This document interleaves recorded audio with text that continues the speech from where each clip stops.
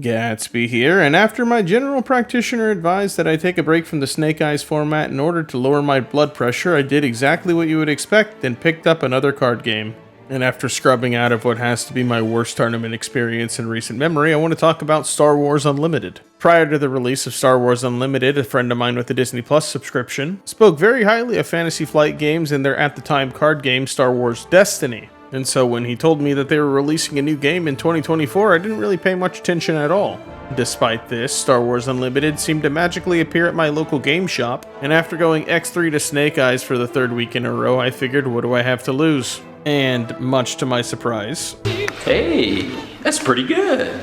Start with a hand of 6 cards, place 2 face down as resources. During each turn, players take one action at a time until someone passes or takes the initiative to make the first action on the next phase. And at the start of each phase, you draw 2 cards, place one face down as another resource, and continue doing this until someone is dead. The gameplay is extremely straightforward, and it's likely the strongest selling point for new players. Comparing resource systems to Magic the Gathering, it actively resolves the problem of getting mana screwed, and the action phase resolves the Yu-Gi-Oh! Problem of watching your opponent solitaire into an ideal game state. With the skill floor being very beginner friendly and a shockingly high skill ceiling present, it's not hard to understand why people are getting excited about this game. So why is this video titled My Problem with Star Wars Unlimited? Views. I did it for views. Fantasy Flight as a company used to focus on living card games, or LCGs, where instead of purchasing a booster pack of random cards, players purchase a card pool, with each preceding expansion being a new card pool to make a one-time purchase. This effectively circumvents the TCG issue of higher rarity game pieces required for competitive play, pricing players out of a format. And in 2016, Star Wars Destiny was the first time in almost a decade that Fantasy Flight took a swing at developing a TCG.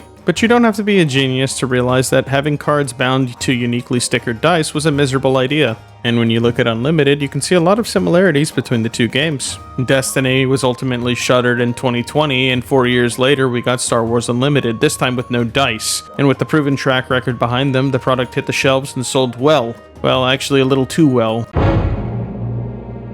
So at this point in the video, if you're interested in the game, good news! The secondhand market is very healthy, indicating wide interest in the game. The bad news is that they're completely sold out of the first set, and have already announced that they're going to be focusing on printing the second set in July, with reprints of set 1 later this year. This very much so is a short-term problem that can be written off as suffering from success. It's a bit heartbreaking, though, that after Fantasy Flight took the time to try and mitigate price hikes by printing each card at 4 levels of rarity, right now even at the base rarity, if you want a card that's even playable with marginal relevance, you're going to hit a playability tax, with some rares even being more expensive than some legendaries. This makes getting into competitive difficult due to... For the remainder of this video, you can take everything I say with a grain of salt. I don't think I have enough reps in the game to give anything more than a passing opinion. But from the games that I've played and watched, this feels like the most elaborate game of rock, paper, scissors, where mid-range beats aggro, aggro beats control, and control beats my desire to live. Matchups aren't exactly 80-20, with each strategy playing on different axes of playability. Aggro aims for the red deck wins approach, playing solitaire with the enemy base. Mid-range attempts to maintain board presence through a mix of units and events, and control attempts to stall the game out long enough to find late game pieces, mill the opposing player, or hold the double loss after a 45-minute game 1. The meta is constantly rotating around these pillars, and if one gets too far ahead of the other, people start opting into countermeasures. I do want to offer some praise here because we have the Magic the Gathering style color identity present in Unlimited. And Unlimited adds a little bit more with the leaders further solidifying deck identities to give you a good idea of what to expect prior to any cards being played. Which is just great when you consider...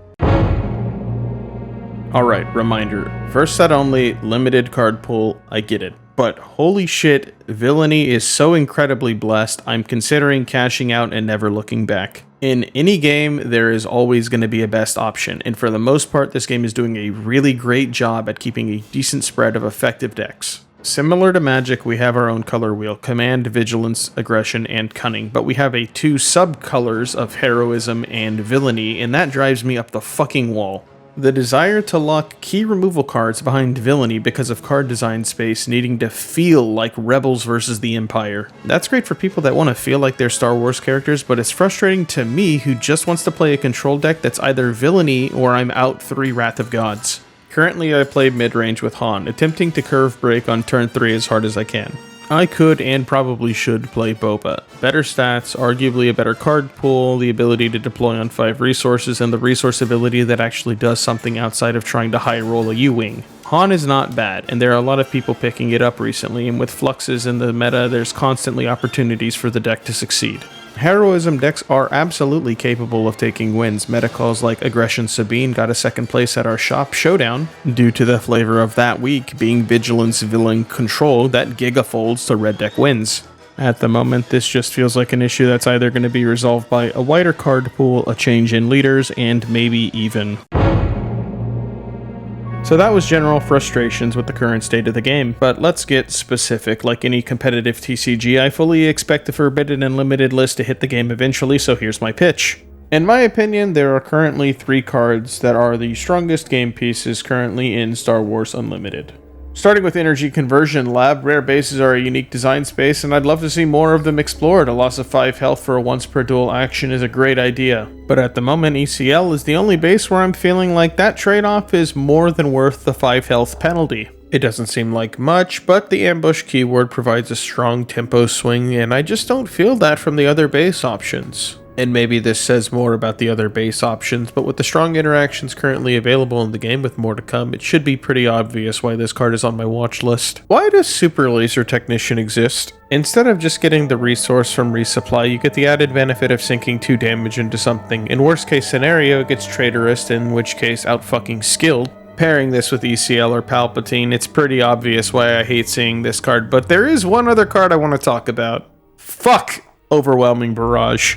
The Vader unit, Spark of Rebellion, Double Aspect, 4 costs, or maybe even Super Laser Blast, they're all great cards. Vader's a premier 7-drop in a sea of really good 7-drops, he just happens to be a legendary one. Spark is so good that it's being played out of Aspect, and I almost think paying 4 for it makes it feel closer to being fair. Paying 6 for the double aspects feels fine, and if you ever pay 4, it feels broken, but at that point, you're losing out on a secondary aspect, so it almost needs to be the case.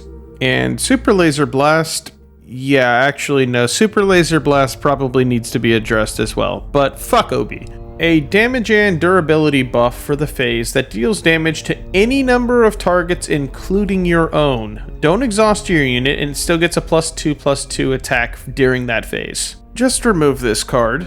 Unmatched flexibility to either fell a larger target, potentially break an entire board, or set up to attack the base right after removing defenders from the space or ground. I can't imagine this card doesn't get hit. So some closing thoughts. I will likely make a follow-up to this video as I want it to be a bit of a time capsule for me to look back on in a few months. This game is not going away, and the gameplay for the most part is good, while there are some annoying outliers.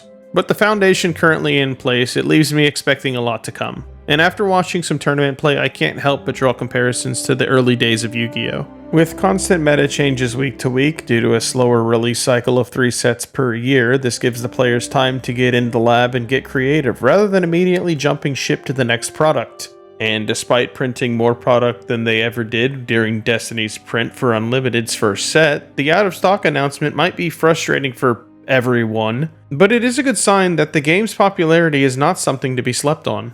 But for now, I think I'm going to hold off my judgment at least until after the release of Set 2, where I'll see how I feel after punching Baby Yi in the face.